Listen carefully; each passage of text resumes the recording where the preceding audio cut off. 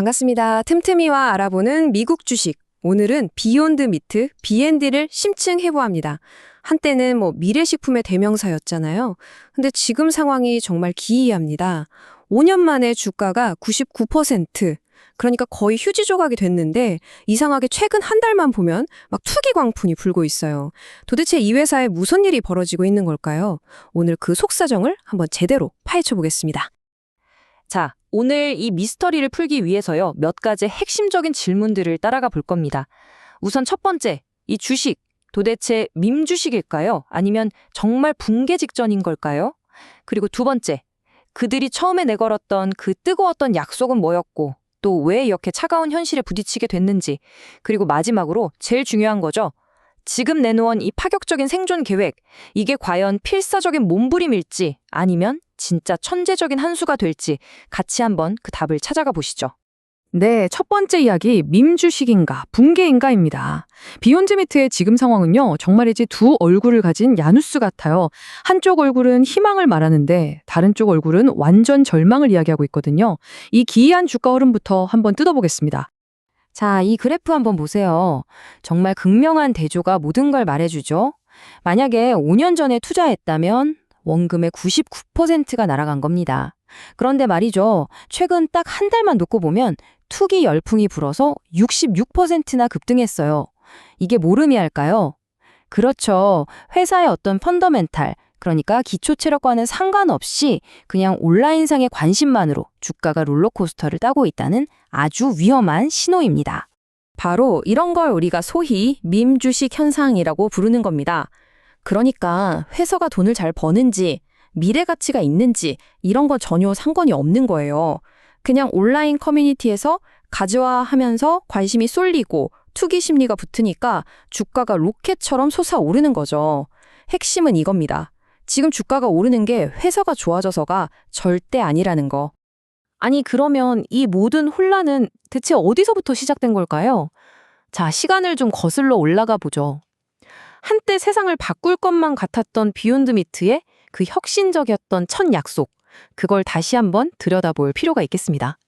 그 아이디어가 정말 단순하면서도 어떻게 보면 혁명적이었어요. 타겟이 채식주의자가 아니었던 겁니다.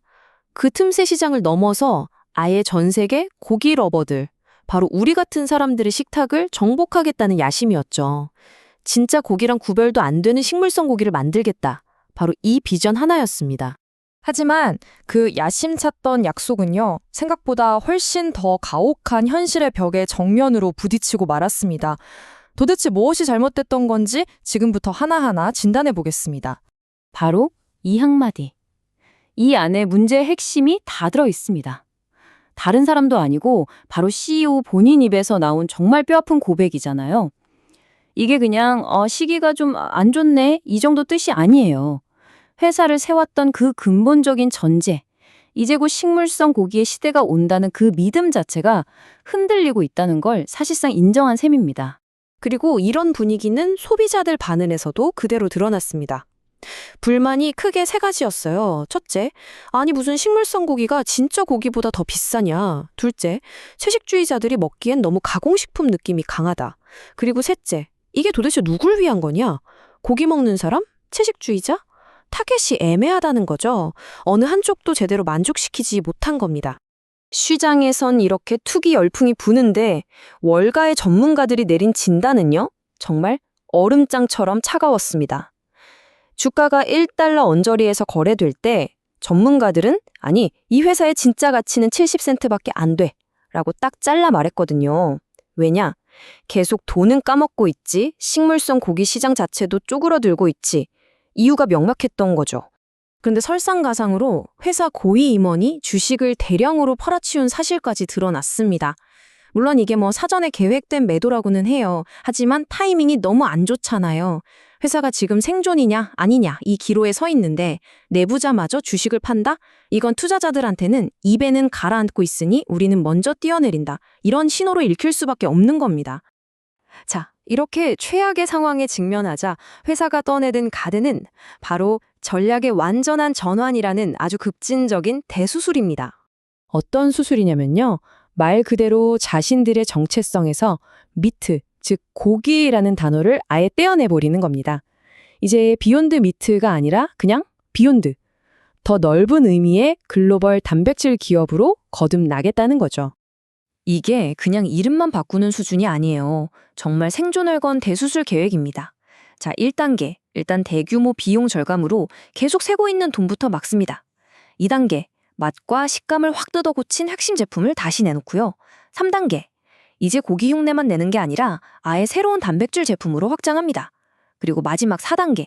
돈 안 되는 시장에서는 과감하게 발을 빼는 거죠. 핵심은 더 이상 성장이 아니에요. 이제는 생존, 그리고 수익성. 목표가 완전히 바뀐 겁니다. 그리고 이게 그냥 말로만 그친 게 아닙니다. 실제로 움직이고 있어요. 예를 들어 수익이 잘 안 나던 중국 시장에서 철수한 거. 이게 바로 시장 철수 전략이고요. 단백질 음료 같은 걸 내놓거나 소시지 맛을 개선한 건 카테고리 확장과 제품 재구성 전략이 진짜 실행되고 있다는 명백한 증거죠. 자, 그럼 병의 원인도 진단해봤고 어떤 대수술을 하는지도 살펴봤습니다. 이제 가장 중요한 질문이 남았죠. 과연 그 예후는 어떨까요? 물론 회사 측은 아주 자신만만합니다.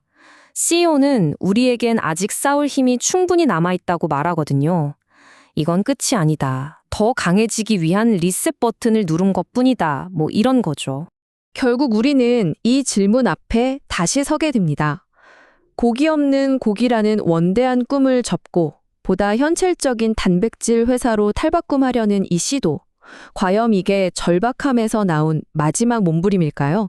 아니면 한 번의 실패를 딛고 일어서는 천재적인 재창조일까요? 시장은 곧 다음 분기 실적 발표를 통해 그 첫 번째 힌트를 우리에게 던져줄 겁니다. 오늘 살펴본 이 심층 리포트가 여러분의 투자의 기준을 잡는 데 도움이 되셨길 바랍니다. 더 날카로운 토론은 오디오 팟캐스트 본편에서 이어집니다. 궁금한 기업이 있다면 댓글로 남겨주세요.